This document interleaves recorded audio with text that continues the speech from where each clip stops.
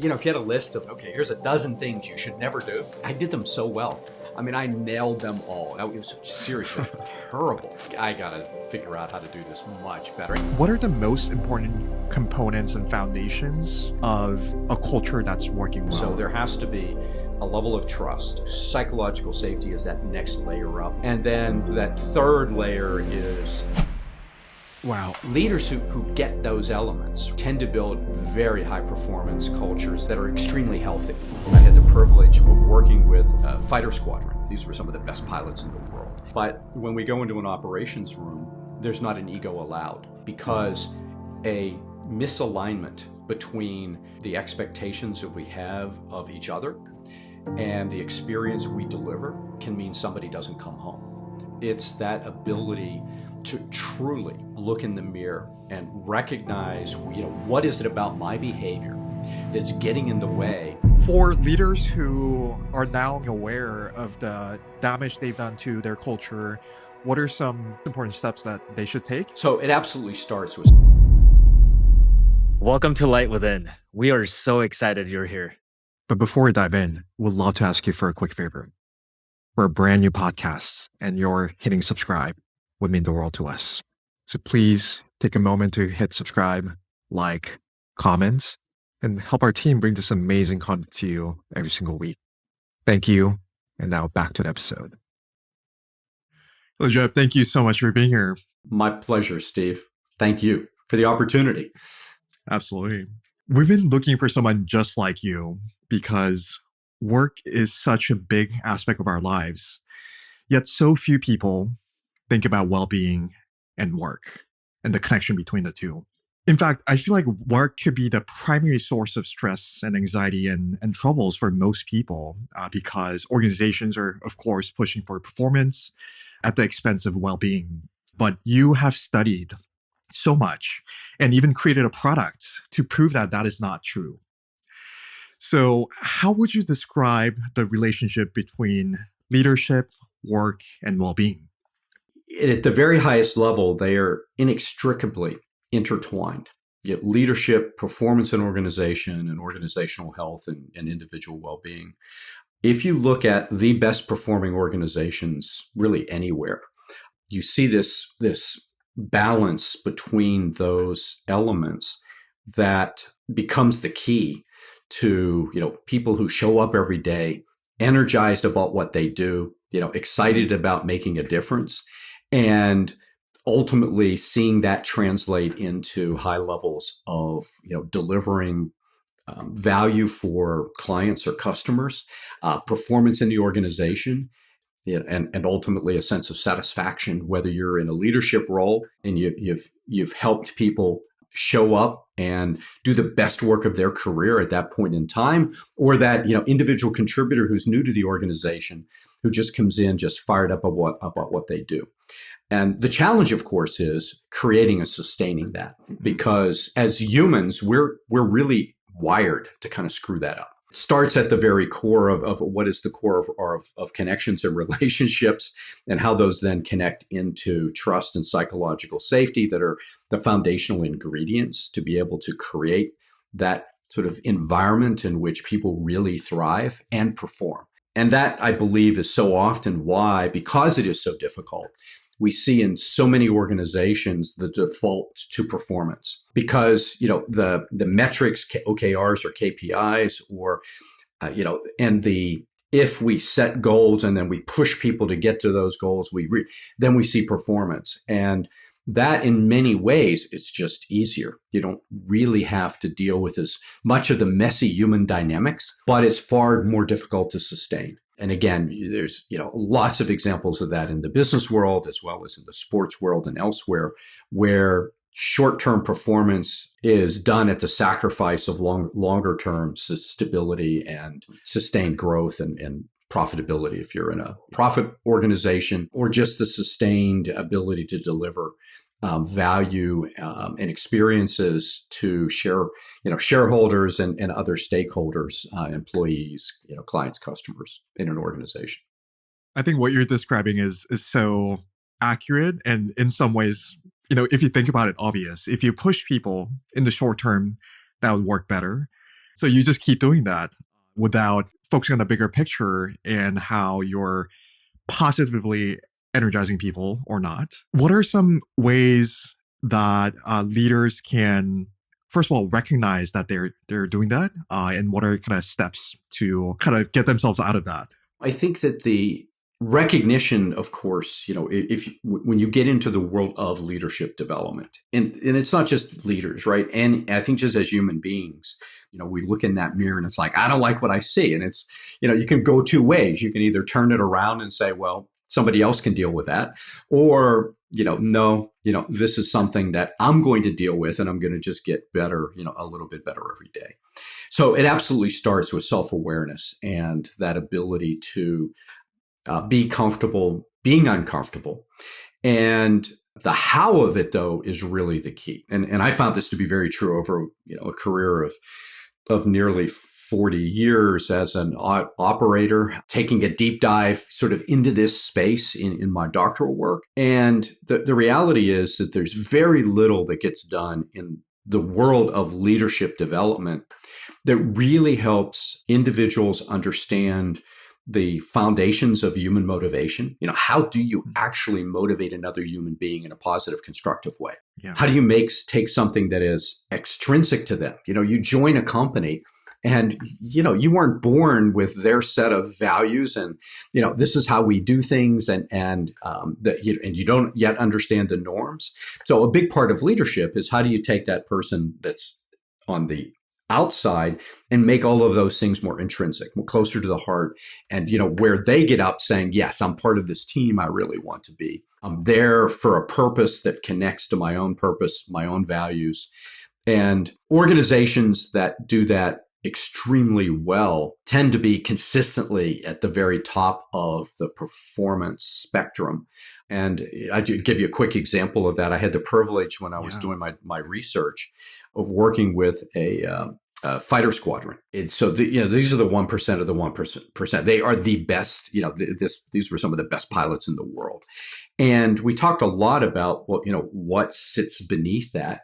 And so much of it revolves around the alignment between their own personal values, the purpose they find in the work they do, and the connection with that broader purpose, their teammates, their squadron, and ultimately the mission in terms of protecting homeland, family. It's kind of that big, and it's I use it as an example, not because a lot of military examples don't translate very well at all into the corporate world or into the business world, but the human elements do, right? Because it's all about people connecting at a very fundamental level with a purpose, with a core set of values that ultimately match, and that gets reinforced on a regular basis. And through that process, it is unrelenting in focusing on self-awareness.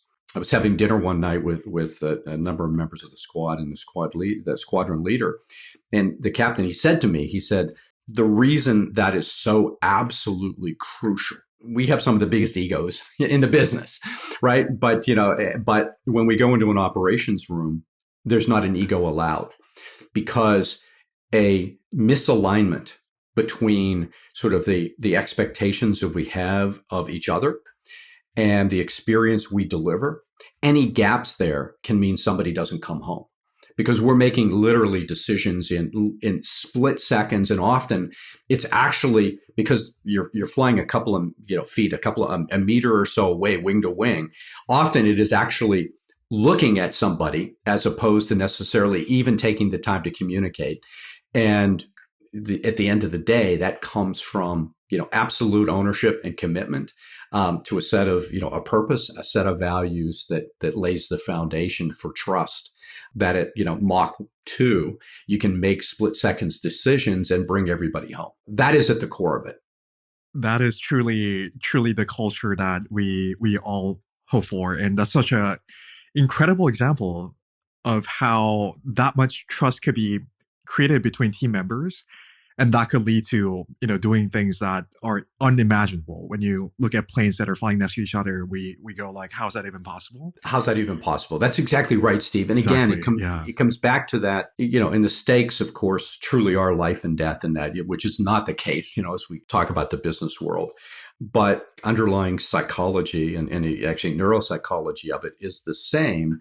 And it is, going back to your question, it's that ability to truly look in the mirror and recognize, what is it about my behavior that's getting in the way of creating the experience that, my teammates need for us to function at the highest level, and then being willing to invest in, work on, and close that gap. And that's hard. And again, going back to leadership and why it does or doesn't happen in organizations, just simply, very few people have to go through that, whether you're a Navy SEAL, an Army Ranger. To get there, you've been put through some of the most rigorous training in the world. But a big part of that training is literally stripping away all the ego, all of those things, in order to get to the essence that this person can function as part of this unit in a way that people trust when they put their lives in their hands. It was one of my big frustrations as I was in my career, as I moved through, entry level. Everybody starts somewhere, to ultimately senior leadership roles in very large organizations, as well as multiple CEO roles. And the lack of fundamental training and understanding, and it's sort of in the leadership development industry around things like human motivation. And how do you actually learn to accelerate change and behavior? It's just not part of the underlying curriculums. And so you get a lot of pop psychology. You get a lot of what you should do and why, but not the how. That's one of the biggest missing elements, is the how. In the 10,000 books on leadership, there's a lot of whys and a lot of what you should do. But when it comes to under fire every day, the what you actually do to rewire the underlying behavior, your thoughts, emotions, those patterns and the cognition of that is missing.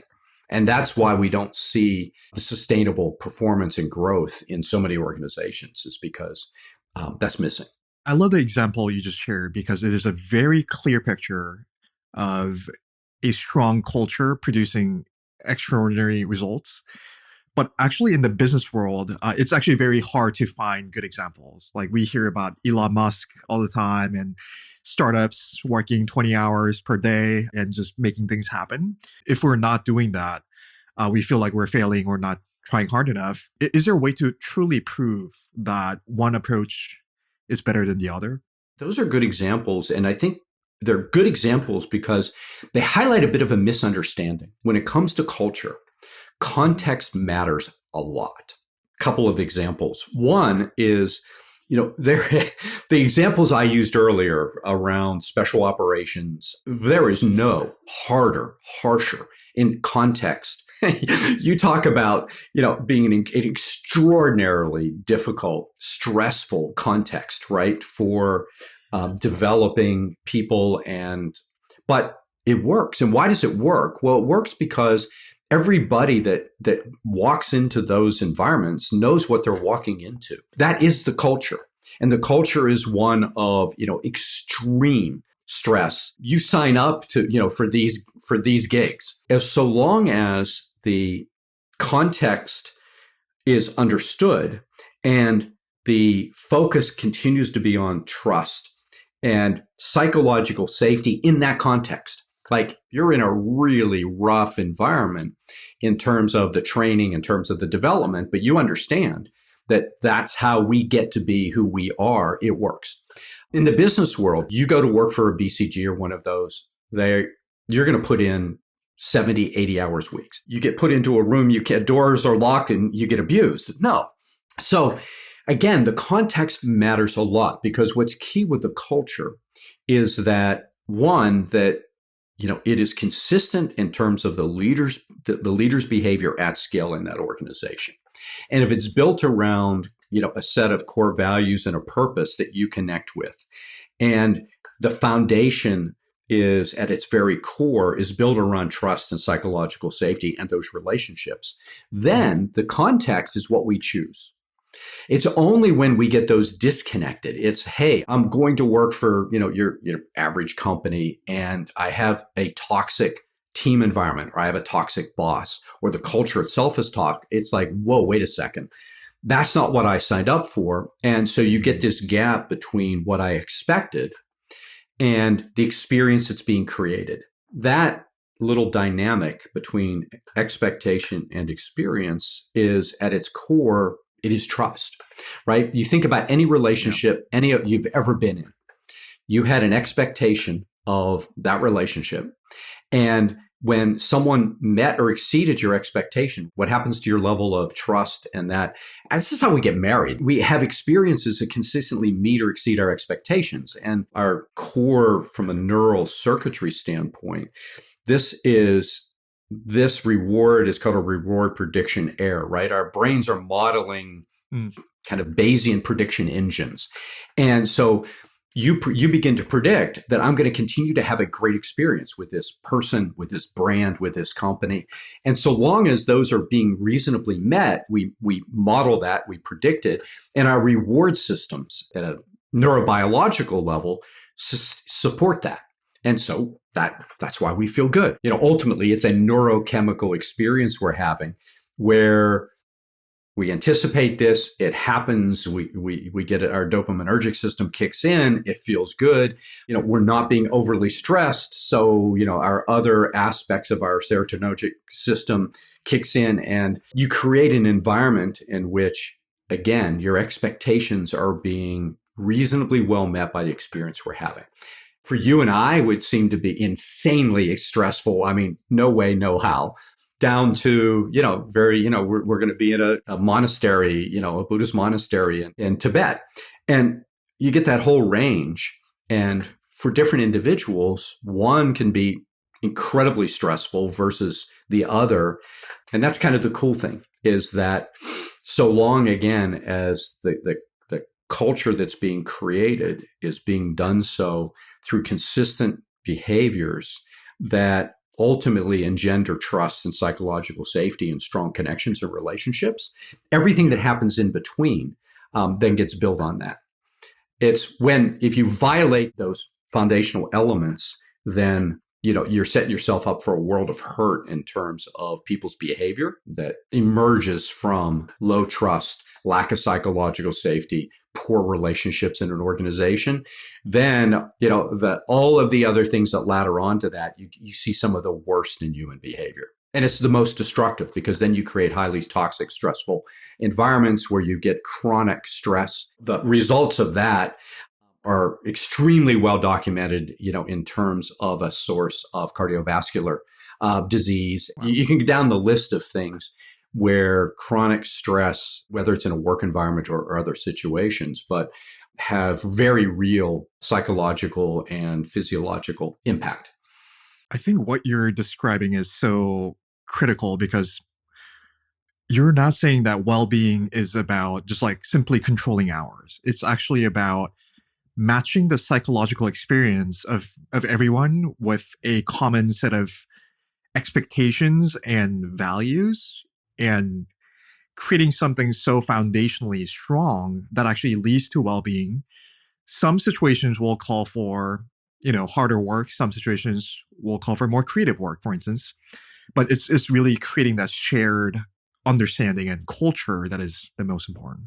That's exactly right, Steve. If you want a real measure of cultural health, then simply you want to understand how big are the gaps between what people expect as part of the experience that are being created by their manager, their peers, their leaders, versus the expectations.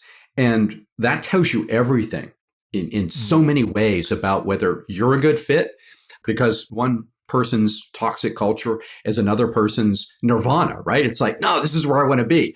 It's cutthroat. It's this is fine. That works for you. You've matched your own personal values, the purpose of the organization. And again, as long as that consistency is happening, it works. It's when it gets misaligned is where the gaps grow. And ultimately, that's where toxicity creeps in. And in this case, how would you define well-being at let's say, the big three consulting organization? And what are the most important components and foundations of a culture that's working well? I know psychological safety is one of them. Curious to get a more comprehensive look at those elements.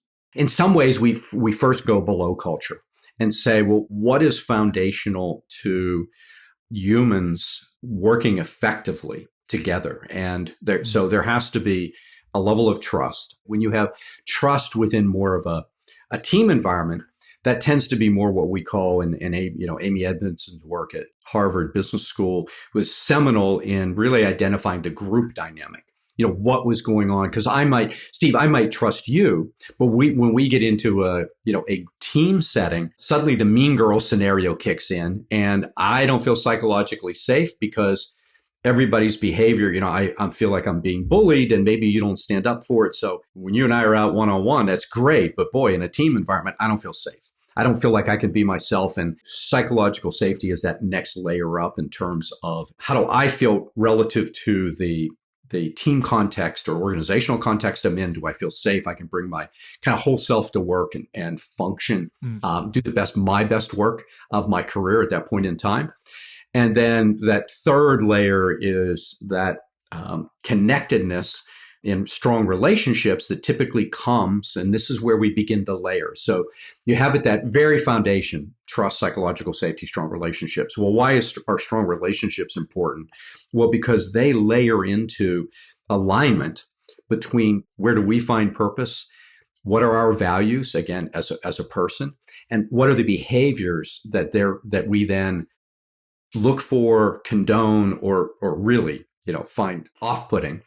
And those relationships, then we look for alignment there. So we have this very kind of core, we have alignment of purpose, values, and ultimately norms or behaviors, because often it's the unspoken norms, behaviors that happen because of informal. And this is where you can begin to see the layers. If there's poor psychological safety, well, then often what you'll see is behaviors that are not the norm, right? The values there may be a value around, a supportive collaborative environment, spoken value. There's an actual norm that's operating that is bullying or bias. It could be gender bias. It could be race bias. I mean, all of these other human elements that are part of who we are as human beings are allowed to manifest. And so you begin to get a culture that introduces toxicity.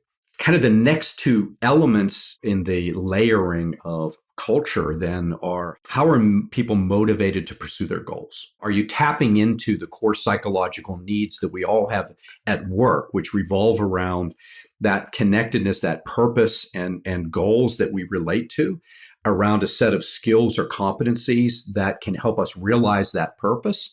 And am I being given the autonomy, the freedom to pursue those? So when you understand that little triangle of goals, competencies, and autonomy as a manager, as a leader, if I am enabling that for each individual on my team, they will be motivated. They will be motivated to pursue those goals because I'm helping them build the skills, letting them use them, and making sure they understand how it fits into the broader, bigger purpose of it's not just them, it's about the team, it's the organization, it's our customers, our country, maybe, depending on what you're doing. And then the kind of the third foundational element, it goes around organizations are about change, ultimately. No CEO, no senior leader gets paid to keep things the way they are, really. It's always about getting better. So the third element is, do you understand really how to accelerate change in an organization and be able to do that in a way that's constructive, not destructive? I understand, how to get the motivation, but now I've created a friction point here because I'm motivating people against a set of purpose, a goal, some skills, and now I'm asking you to change. Well, how do you do that in a way that doesn't demotivate people, that doesn't take away those core psychological needs that we all have from a work standpoint?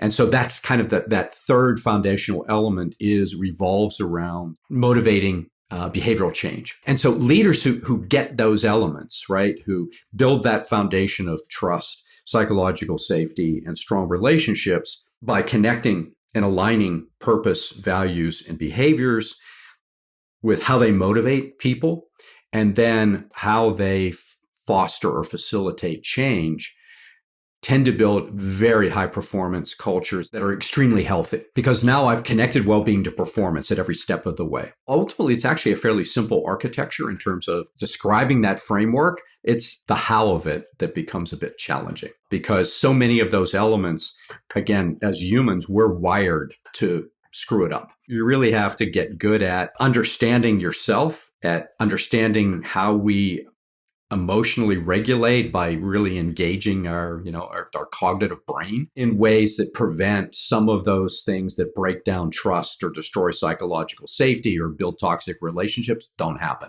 And again, you do that through the alignment, motivation, and overseeing change in a way that's healthy. I wanted to dive into, is there one common pitfall that most organizations fall into, or do you see that as usually there's no one thing? It is actually a multitude of things that are difficult for most organizations.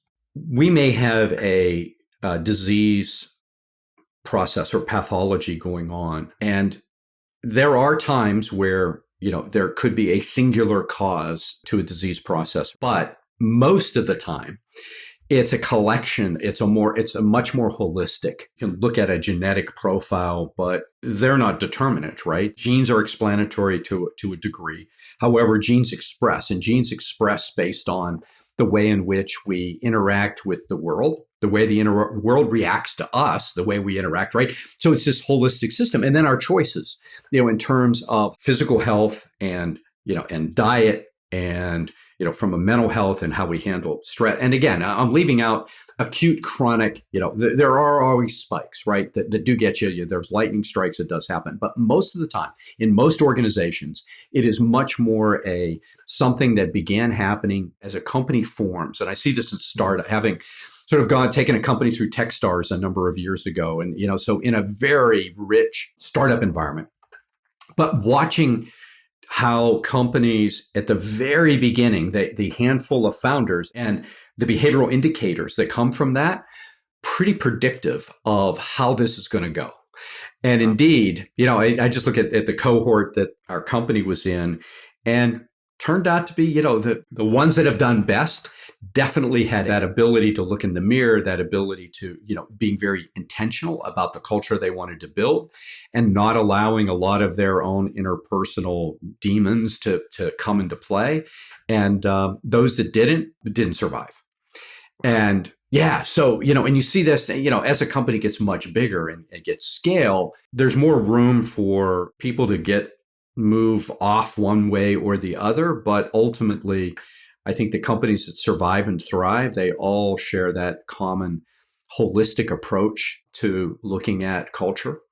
And they're very intentional about all of those components. But again, using the health analogy, there are things that will have a higher explanatory power in terms of when things go wrong. So you create a culture where you tolerate abusive behavior, bullying behaviors in whatever form they take, you are much more likely to ultimately lose your best people, to have, a culture that does not deliver on the expectations of performance because of that single factor. But again, enabling that factor has many underlying conditions to it. It's like, because when you say to yourself, well, how does that actually happen? Where does it start? And why didn't it stop? You're never going to find, at least I hope, a corporate values, list that says, bullying and abuse. I mean, like, no, that's not something somebody's going to put down and say, yeah, this is who we are. So these behaviors, these norms manifest themselves through the unwritten behaviors and sort of acceptable rules in a company. And it's highly destructive. Typically, there is not one particular thing. I just want to affirm this because I think the founders and the leaders, they really set the DNA and the foundation of your parallel between organization and an organism is just so interesting there. You're truly saying the DNA and the lymphic system, nervous system. You're setting the foundation of how an organism works. And if there's a fault in how you set up that system and just your heart behind that, that can manifest in so many different ways, like diabetes, cancer. Exactly. And yeah, it's like keeping your physical health in check. And you have to do that for organizational health as well. Yeah, that's exactly right. And recognizing, going back to your very first question in Western medicine and psychology, right? And this is actually attributable to Galileo. There is Descartes and there's Descartes' error, which was a separation of kind of emotion and cognition. But really, Galileo had a big part to play in separating mind and body. And much of Western science went down a path looking at physical systems as singular, specializations in all of these areas. And that has had merit without question, right? If you have a heart problem, you really want a cardiologist who really gets it. However, if you zoom out, not taking a holistic approach can also lead to a lot of trying to fix things that don't ultimately fix the system. I can put you on statins, but actually in reality, your diet didn't change. You didn't do this. It doesn't matter. In the business world, that ability as leaders to take a holistic view of the organization from both a performance and a well-being, an organizational health, and put equal, when you think about the metrics, am I paying as much attention to the cultural dynamics and how well a leader, and me as the CEO, I have a set of core stakeholders. How well am I meeting their expectations? Where are the gaps and what am I doing to close those or understand them? And cascade that down the organization, just like I'm measuring revenue every month. When we balance those, when we say, hey, you know what? I need to have metrics that are every bit as strong around my measure of how I'm as a leader, how I'm impacting the organization. Now I've created a holistic view that will ultimately give me a much better shot at building a healthy, sustainable organization. I'm sure many of the listeners know that they are in a toxic environment. Maybe some of them are now realizing that, maybe our organization is toxic. What are some steps they can take to start to correct this? And especially for those who may not necessarily be leaders, is there a way to effect change from bottom up as well?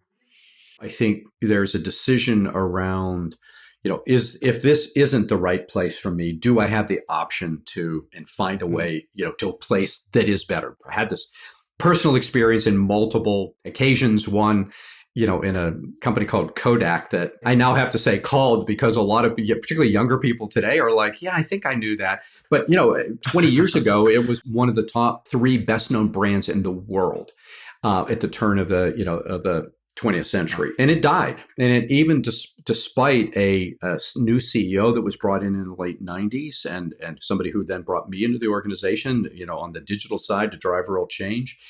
And the culture was bigger than any of us. And this was even from a top-down standpoint. But the other reality is often people don't have that option or not easily. And I understand, and being empathetic to that. So these are some of the same techniques that when I work with an organization and with an executive team, there are a few things that are really powerful that you can do for yourself. One of the most for helping with your emotional regulation and understanding is just perspective taking.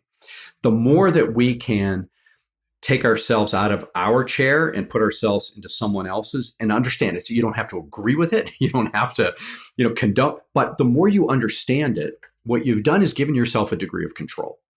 So rather than feeling just like I'm a victim of this all the time, that perspective taking, has an explanatory power that helps with, okay, this person is broken. I understand it. And at least I understand it. I will never behave that way. I'll never condone it, but at least I have a better understanding. That little degree of control makes a difference. I'm going to pull Aura into this. Mindfulness is huge, right? That ability to recognize our own, where we're being triggered emotionally, where we're reacting to things that we don't want to react to, and being able to, whatever the technique it is, a meditative technique, a breathing technique, mindfulness is huge in terms of being able to deal with toxicity in an environment And again, taking perspective on things, the mindfulness to be able to kind of self-regulate and draw away from it so that we reduce that, chronic stress and just get that out of it because it is just so unhealthy. And, connected with that is how we frame stress. And this connects very much with mindfulness. But there's a body of work professor at Stanford did, Carol Dweck, called, and most people are familiar with growth mindset. Her work was done with middle schoolers, so it was very appropriate. It works nicely with adults as well. But taking a perspective, well, I'm not there yet, or it's not there yet. We're not there yet. So it's the yet part of that. But what's often missed in Carol's work is that there's another underlying component, which is how you reframe stress. That when you look at stress, not from the it's being something forced upon me, but as stress as something that it's good because I'm learning, I'm growing, and it's uncomfortable. And literally, neurologically, we're wired for that. We are literally wired. When we feel uncomfortable, when we're learning something new, when it feels stressful, that's literally how our brains generate the plasticity where at any age, we can learn something new. It's just that, when we're 5 years old, it just comes like this and riding a bike or whatever it is. And it's all, it's a fascinating process. And if you watch a young child learn you can watch it in front of you, but they'll get frustrated. They'll get a little bit of this and then they'll get it. And then the joy that comes with it. Well, it's no different in adults. It's just that we're no longer little learning machines the way 5-year-olds are. So we have to embrace the stress that comes with new situations and that in a way that says, I'm going to be better for this. I will grow from it. And even when, that environment is not healthy, there are still things you can take away from it and help reframe that in a way that it has less of a impact, from you're not triggering your heart rate, the sympathetic nervous system. You're not triggering all of those shallow breathing, heart rate, all the things that ultimately can be quite devastating to your long-term health. So that combination, mindfulness, understanding, mindset around stress is very powerful. And then the last piece that I use is, again, it starts in the mirror and just really reflecting on your own biases. Am I being judgmental? Am I not assuming good intent? There's one in particular that particularly managers are often guilty of. It's called a fundamental attribution error. And it's not about leadership, that we do this as humans. We see someone else doing something and attribute it to their being, lack of character. But if we do something, well, we don't say to ourselves, well, God, I was such a moron here. It's like, well, no, I didn't mean to. Well, it's like, well, maybe that other person, maybe we're attributing that error to them in a way that's unfair. And, by recognizing our own biases, it connects the dots back to perspective taking and then mindfulness and how we handle stress. And if we can't change, at least not in the short term, the toxicity of the environment, we can do things that make it less, we lower the threshold in terms of how unproductive or how ultimately debilitating it can be to us. So that's where I'd like to start from. And that's kind of from the mental health perspective. There are definitely things you can do, and this is more situational in order to better manage it from a cognitive, how do I deal with this type of behavior in an environment? How do I deal with, the conflict in an environment? And those are all cognitive techniques. And those are the ones that you can pick up. There's a zillion books on that type of thing, how to conflict management, those kinds of things, because they're really hard to do. Conflict management is hard if you're getting triggered all over the place and you're not emotionally regulating, you're not being mindful about it, you're not taking perspective, you've got biases. You can read books all day long about how to deal with conflict, and it's probably not going to work very well. So yeah, those 4 that I identified are for, I think, anyone actually in any kind of situation. This could be in family situations. Quick quiz question. What do you think the number one bias is in virtually every human being? You may know this. So I'm asking somebody who's kind of a bit of an expert in this stuff, but what would you think? What would you guess it would be? Oh man, number one bias. Yes. I think thinking you're right. Very good, your Steve. own perspectives. Yeah, potentially. exactly. It's the I'm not Yeah. biased. It's like everybody, oh yeah, you're biased, but yeah, Steve, I know you got all kept, but no, I'm pretty good. I'm not, and it's like wrong. We have biases because it's how we survive as a species, right? If we didn't have biases around group dynamics, if we didn't have biases about things that were unknown, then, it's like that bear just walked into my garden and, maybe it's a nice bear. And it's like, no, bad idea. Those biases that we developed, tens and tens of thousands of years ago are still there. In today's world, they manifest differently because we're bombarded with people trying to manipulate them. Social media, it's everywhere that people, organizations are trying to manipulate the core neurobiological and psychological elements that make us human. So whether they're cognitive biases or, other aspects of what makes us human, they can be manipulated in ways that are really unhealthy. And, we see a lot of those dynamics playing out, just pick up a newspaper anywhere in the world, really, and you see those play out from a individual, kind of going back to your question, recognizing that, biases are not in and of themselves a bad thing. We are the only primate, the only animal actually, but even in the primates that have developed a prefrontal cortex that has the ability to intentionally and consciously disrupt that circuit. And so that's what makes us different. That's what makes the human animal different, is our ability to say, wait a second, yes, I know that I've got this bias, but it doesn't mean I have to be driven by it. I can step in and I can put in a breaker. It takes practice. It takes mindfulness. It's why, again, apps like Aura are so powerful, because it helps with the circuit breakers that gets us out of this stimulus response loop that is fundamental to our having survived as a species, but doesn't serve us well in a world that is trying to take advantage of constant bombardment with stimulus and triggering it all the time. And then again, you only have to go out and drive on a highway, and you see examples of it all over the place, all the time. And that's just a manifestation of, being over manipulated, overstimulated, and trouble with putting in the circuit breakers.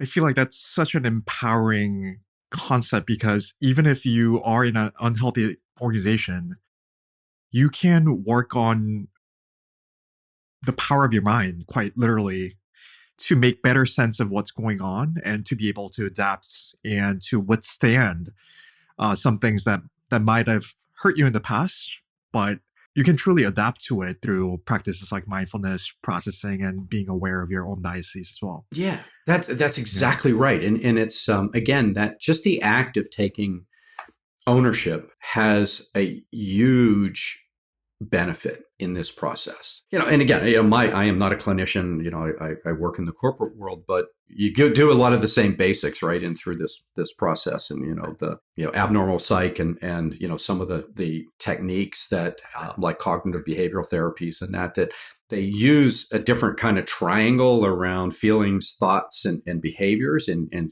cognitive behavioral therapy, as for example. Incredibly powerful. I've borrowed literally, sort of liberally from some of the very best in the clinical world to kind of work in the corporate world.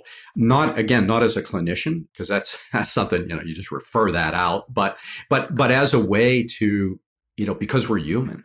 And, you may not be manifesting in a pathological or a way that's interfering with your ability to function in life, but you're not the leader you could be.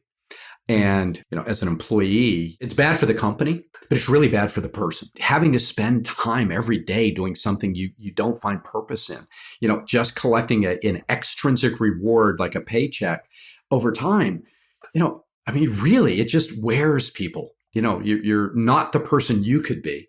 And as you just said, there are ways that while you're in that context, ultimately your goal should be to change it. But while you're in it, there are definitely things you can do to make it a learning experience that will benefit you no matter what you do next. It benefits your family as well. All of those, emotional regulation, those, perspective taking, you're a better sibling, a better parent, a better spouse if you do that. You're just a better human being. which is what makes it so powerful. Is there perhaps a step you can also take to have a talk with your boss slash manager and help them kind of be aware in a very compassionate, empathetic manner so that the relationship also could start to get improved? The answer, of course, is yes, and it depends. The key to, where does empathy come from? Well, empathy comes from perspective taking. All of those techniques that I laid out, they all have layers in them that get down to ultimately trust. It's like, so it's a very, as you know, kind of, in the world of wellness and mental health, it's layered, right? It's not just a singular, but I like to start with the things that an approach that will have the most, you can put to use tomorrow. You can't say to someone, have more empathy. It's like, well, what does that mean? What you can help somebody do is learn how to take perspective. And through that, they will build empathy. And so, yes, you can do that with your say, a manager. And by taking their perspective, understanding where they're coming from. And then there's a technique that evolved actually back in the 80s in the world of addiction called motivational interviewing or behavioral interviewing that really looks at taking perspective through open-ended questions and then affirmations, reflective listening back. This is what I heard. I really do understand. And then trying to move somebody towards change through summarizing it and listening for change. And I don't try to turn, leaders and people into clinicians, but I'm not one myself, so hardly able to do that. But there are things we can do for sure to answer your question. And perspective taking is a big one, recognizing where our biases. So the same four I mentioned. The thing you have to be aware of, though, I think is again, coming back to expectation and experience, because having a realistic expectation of who this person is, because the reality is there are some people who are just jerks, or they're a malignant narcissist, or, whatever pathology, however they got to who they are, they're a bully. And it can be really difficult. And so I'm always careful that being realistic about where you're putting the bar and then doing things that will help you for sure. And it may help that relationship. But it kind of falls in that same four, around perspective taking, around mindfulness, and then getting good at regulating the stress. Because if you sit down with your boss and you're stressed, your window, stress drives some very real neurophysiological change, not just your heart rate and your breathing rate, but also the way we experience time, the way we slice time, and the way in which our perspective is narrowed. If that happens, then you're far less likely to be able to do those other things. So, that, again, going back to that core four is really powerful. And then, basically, if you can get to a point where, there's a level of trust where you can help work with your manager around, hey, I've got an expectation around, there's a gap here that I'm experiencing, and can we work on closing that gap together, can be really healthy. And the good news is a lot of people will respond to that, particularly if you've taken their perspective, you understand where they're coming from, the pressures they're under. And then you say, wow, yeah, but, my expectation is, given the work I've put, the skills I've built, kind of why you hired me, that doesn't feel good that you're asking me every 15 minutes, where I'm at with this. And sometimes somebody doesn't recognize they're micromanaging. They don't realize it. So by making them aware, you can sometimes close that gap. But again, always careful with none of this. There's no silver bullets when it comes to human behavior. There really aren't. But there are things you can do to influence it. Just so our listeners can get reminded, would you please remind us the core four that you mentioned? Yeah, sure. So perspective taking. You can do a retrospective, look back on a day at a situation where you could have taken someone's perspective, but perhaps didn't, and journal it, just quickly jot it down, and begins to build a habit of where you just reflexively take perspective. The second is around bias, and where that's the look in the mirror, right? So perspective taking is looking across. The other is, where might I be getting in my own way here? What assumptions am I making about this person or that aren't really validated? It's just based on, again, that's, a behavior I see and I jump to a conclusion. Well, that's a bias kicking in there. It's human, but we don't have to do that.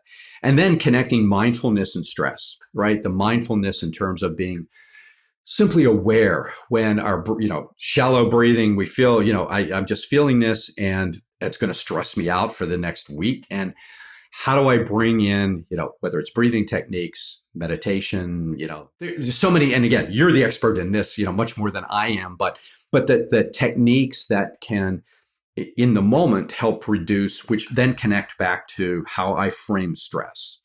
And when I look at situations more from the perspective of growth and learning, and no, it doesn't feel good. I mean, you have to acknowledge that, right? You're not lying to yourself. It's like, no, this kind of really sucks. This isn't good. I'm cold. I'm cold. I'm wet. I'm hungry, but I'm going to be better for this, because this is the path to me ultimately becoming more effective in what I do, finding more purpose in what I do. And so connecting the dots between those is pretty powerful. So it's kind of an inside and outside, and then what I do kind of with it around, mindfulness and using that to really reframe stress in order to better deal with it.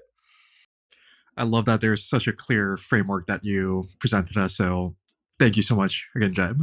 This conversation has been truly impactful for me.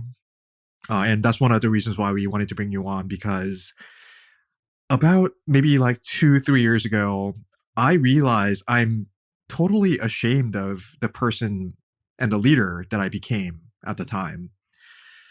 And I got to founding Aura 8 years ago because of true sense of calling and this passion to help the next 100 million people get mentally healthier. And growing up, I saw my single mother really struggle with her mental health and depression, and also realizing how little tools, especially personalized, effective tools that you love out there that help you develop more mindfulness and better mental well-being.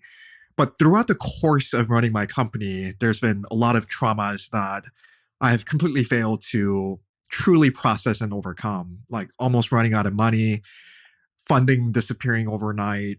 So there's a lot of fear, shame, anger, everything that was leading me to someone who I truly was not. Thankfully, somehow our mission and the culture still bound our team together. From the 8 years that we've been alive for, so many of the initial members have been with us for 7 years now. And when we do employee surveys, we get NPS of like 70 to 80 for our internal culture. And I mean, I'm grateful for that has really held us together. But at the same time, I was not showing up in the right way. And so I had to really kind of take a hard look at myself and redo our company culture, how I show up, make the expectations much more clear. And I'm still in the process of repairing my own culture and my company. For leaders who are now kind of being aware of the damage they've done to their culture, what are some most important steps that they should take, and how can they go about actually creating positive change in their organization?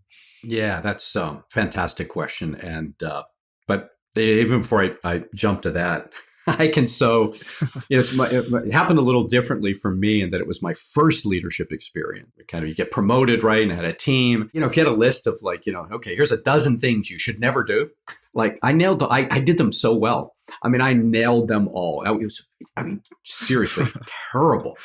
I had the good fortune of a manager who was tough but fair, but also a real mentor. He became a real mentor. And I recognized I had a choice at that time to either not be a manager. But it's like, no, I feel like I can make a difference, but I recognize that I got to figure out how to do this much better. And I became truly a student of leadership early in my career. And then, along the way, as I moved up fast in organizations. And so it had benefits, but also continue, you make mistakes along the way and at every level, including when I stepped into, my first CEO role, you don't get it all right, and only another CEO can truly appreciate that, because it is a lonely job, and everybody thinks they know it until the day you sit in the chair. And, and I had gone from running a very big part of a big business, like several thousand employees, about 1.2 billion in revenue, down to a 6-7 person startup. And I came this close. If I hadn't had a director on my board who really took me under his wing, I don't think I would have made it. It was that different. It wasn't a scale thing. It was a behavior and, how you navigate these new waters, different stakeholders, much more complex in many ways. So I can really relate to that. And if I were to now fast forward and to answer your question, yeah, there are two things that I find that I try to embed really foundational for particularly a senior leader. And you actually hit on both of them. So I'm just going to amplify what you actually already said, Steve, because you've got it. But I frame it a little differently in that one is a prospective, retrospective exercise every day.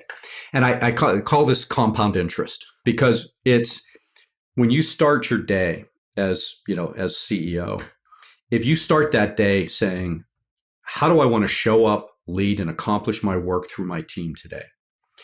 And very intentional about what those top few things that you want to get done, and how you want to do it, how you want to show up. At the end of the day, you take 3 to 5 minutes and just simply reflect on how well did I show up, lead, and accomplish today.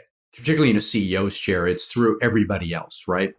And that, in the beginning, there's often, you don't really like to look in that mirror, because it's like, wow, I really, in this meeting or this happened, and that's not how I want to show up. That is not how I want to lead and accomplish in this organization. But the cool thing is you're going to do it tomorrow, and you do it a little better, and the next day, and the next day. And over a relatively short period of time, you begin to fundamentally change the way you show up and lead. And then you begin to hold your direct reports accountable for the same thing, because you say to each member of your team in a one-on-one, and there's a whole, this way outside of the topic for this conversation, but in the world of performance management, so much around the way one-on-ones are done we get it wrong. And we get it wrong because they tend to be too rear view or operationally focused rather than developmentally focused. And what I mean by that, just one, if I was chairman of the board and you and I had a one-on-one scheduled, an incredibly powerful question is, Steve, how have you been showing up and leading and kind of getting work done through your team? And how do you feel about it? Where are you at with that? And how do you want to do it differently? What are you still working on? If you make that important for every one of your direct reports and you ask them about it, the key is that, and then they do that with their direct reports, you change the culture, because all of a sudden, everyone is focused on how am I showing up here and leading and getting work done, with my peers, with my direct reports, with working with you, and you make it part of the conversation. So that's number one. Right? It's a simple prospective retro. You look forward, you look backwards, and you do it every day. Second, you mentioned about expectation setting and some challenges with that. If you see one-on-ones as they should be primarily developmental, and say performance reviews, say on a quarterly cadence as it's always future forward focused. Recognizing we all have weaknesses to work on and acknowledging that, but it's all about how you do that going forward, which is very different than if you need to put somebody on a performance review, which should be much more up or out. That's pretty straightforward. It's like you don't get to have the privilege of a future focused feedback review if you're not delivering on the core of your job, if you're not getting the job done. So leave that aside. But the technique is it's called high frequency coaching. And it's very simple in that it's about real clarity in your expectation of the effort to be put in against a very specific outcome. And psychologically, the key to that is when you bring effort into the equation, you completely change the conversation. You do this with a 3-year-old, right? If you ask, or a 7-year-old, a kid, and say, well, why did you do that? Well, actually, 3-year-olds will tell you, I don't know, and they're actually being truthful. But by about 7, 8, you'll hear 27 excuses. Well, the dog ate it, this happened, it rained. But if I say to you, Steve, we set some pretty clear goals here, and you're in this role because I absolutely believe you can do it. So I'm kind of priming you for feedback. And I say, but I'm not seeing the effort on the part of your team to get this done. What's going on? By framing it around effort, I just framed it around something you have 100% control over. You as an individual, or if you're the team, it's like, what's going on here? I'm your boss. I asked you to do it. It's important for the company. And the effort's not there. What's going on here? And it creates a very positive conversation in the sense that, you may say to me, Jeb, you gave me 12 number one priorities last week. Seriously, I'm not. And it's like, fair enough. My job is to be clear in terms of the priorities so that we get the most important things done. That's a very fair pushback. However, if the answer is, well, I got distracted by, I put the effort into, and it's like, Steve, okay, so let's talk about how we get to this. What are you going to do to get to this outcome? Because we can't have this conversation again. And I really need to see the effort being put into it. And then it becomes your plan, right? Because you own your effort, you own the plan to close the gap. And then I close it with, is there anything going to get in the way of you doing this? And do you need any support from me? And particularly coming from the CEO, this is really powerful. And then the other side of it is, if I say to you, and again, this is one of your direct reports, you saying, Elena, you did a fantastic, I really appreciate the effort you put into getting that delivered on time and on budget. Means the world to people. Why? Because you focused on something they owned and they chose to put their energy into, which was their effort. So it's the two sides of high frequency coaching. It's using effort and outcomes for recognitions. It's also using it for closing gaps. And when you build that practice into your organization, you will change the culture. In terms of performance and behavior change, you'll change your organization. But again, expectation, tremendous clarity around the effort being put in to deliver an outcome in a very specific way. And if every one of you do it, and if every one of your managers begin to do it, you'll change the performance trajectory in the organization. And you just need to make sure they're doing it on the recognition side as well. It means more than trophies or bonuses or anything else, because there's nothing like, from your boss, recognition for effort you've put into something that you find purpose in, and he or she is saying, this means something to me and to the company. Wow, that's such a simple and an actionable plan that you laid out for me, as well as many of the leaders that are listening. Thank you so much. Such a you're very simple welcome. yet hard and powerful, all at the same time. And it's kind of a fun exercise to do with people, because if you get the order wrong, right, and if that effort is, people will jump to, do you need any support? Is there anything? The psychology of it completely gets undermined, because you have to keep the monkey where it belongs. You need to keep ownership with the individual. That's both empowering, but also powerful. It's like, you own, this is your job. You own it. I trust you to do it, but I need to understand your plan to close this gap in very specific terms. And then you're there to support them, and anything getting into the way to support them. So that cadence is really important in that, but it taps into all of those neurobiological circuits why we pursue goals and how we decide to put effort into choosing them and what we do. You've tapped into all of that, which is what makes it so powerful. It's very neural circuit driven. And when, as a leader, do you provide really like hands-on kind of support / maybe some would even say like control, versus you just kind of lay out the expectations and let them come up with a plan? If we step one building block back, that motivational triangle, you should be able to look in the mirror and honestly say to yourself, I understand what, for each of my direct reports, gets them up and energized and motivated, and how capable they are of doing that. So do they find purpose in their role, and do they understand their goals? Where are they on the continuum of like 0 to 100 in terms of competencies or skills? And that's not just like hard skills, but soft skills, emotional regulation, to do that job. And then what level of freedom, autonomy are you giving them? And when that triangle gets out of balance, so there are times where someone has great purpose, but they don't have the skill yet. Well, you need to reduce that autonomy. You need to be a little more hands-on with someone like that, and they'll appreciate it, because otherwise it can feel like they're getting thrown under the bus.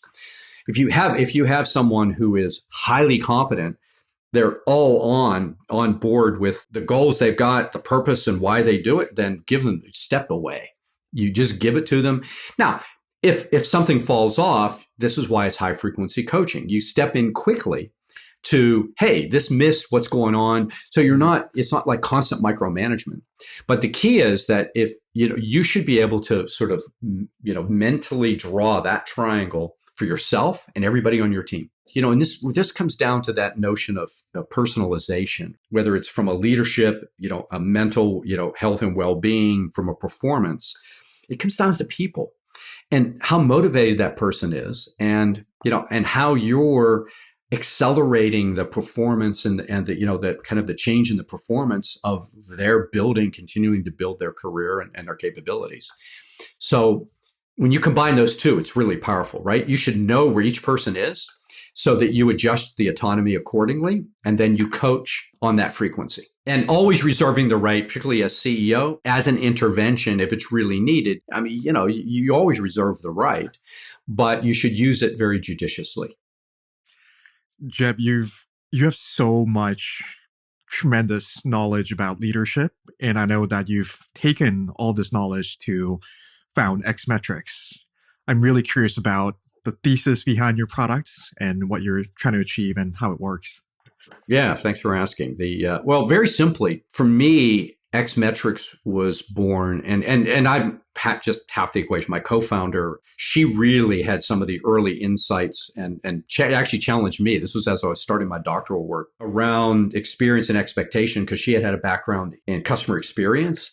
And the whole idea was how do you actually not only change behavior at an individual level, because you can invest money and do that, but how do you really help rewire at scale? And so the whole idea was that we reduce and combine behavioral science and psychology and technology in a way that could give organizations a tool or tools to be able to get to. And the challenge was, what's the fundamental common denominator that sits underneath all of this? And we talked about it earlier. It's trust, and it was experience and expectation around, what experiences are leaders creating versus the expectation of their stakeholders, whether it's in a 360, whether it's across culture in an entire organization. And what are those gaps? And as humans, we're gap creation machines. We are so good at creating gaps in our relationships, and we're wired to do it, right? It is just, that is just the nature of, going all the way back to, kind of, our core wiring. So how do you continuously measure that in a way that you can very specifically act on it, and then close the gaps if new ones come up? So you create a continuous way to measure that. And what Xmetryx, the tools, do is we measure expectation of a individual, of a team, of peers across an organization versus the experience they're having.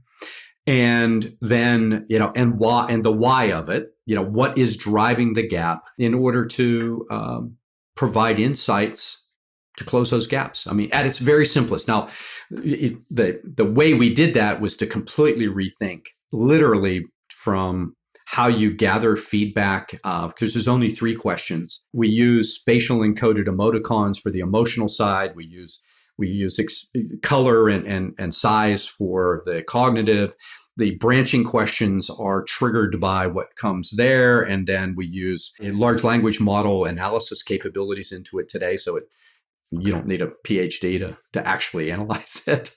That was one of the weaknesses when we first started. It's like, this is great stuff, but what do I do with it? I mean, the analysis part requires a little bit of work that turns out things like ChatGPT 4.0 are phenomenal at. At its core, it's that simple. The ability for you as a CEO to see how you and your leadership team's behavior has manifested itself across your company. I have a handful of clients that I've worked with, some going on, 7, 8 years. What they all share in common is a CEO who genuinely gets what it takes and is committed to building themselves as a leader in a culture that is extraordinary. The CEOs I work with are people who truly want to build great, enduring organizations. They know they're good, which creates a certain level of complacency sometimes, and their mission is great.